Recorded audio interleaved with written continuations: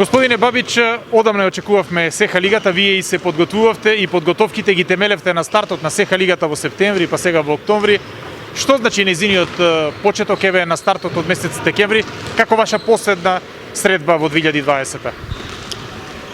Pa ja mislim da je ipak najbitnije da je počela SEHA liga, toliko su nam trebale utakmice te osobito za naše mlađe igrače i da imamo jedan takmičarski ritam koji generalno nismo imali uz Euroligu.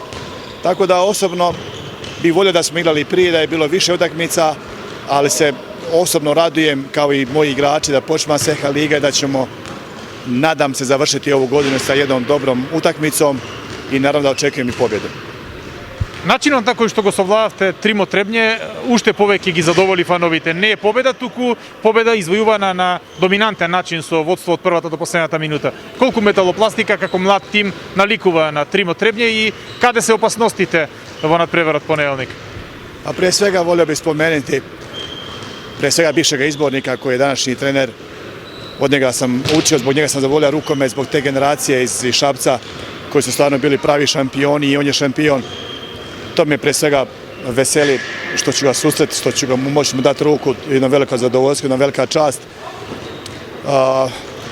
Tim iz Šapca bi rekao, ili Metaloplastika, da imaju strahovito dobar protunapad, strahovito dva krila koja su jako brza, agresivnu obranu 3-2-1, poslije se pretvaraju 6-0, jedan dobar intenzitet defanzivan i u tranziciji, jedan dobar potentan tim koji sigurno zahtjeva jedan odličan pristup, jedan dobar angažman i mentalni i fizički, jednu veliku odgovornost pri svakom udarcu.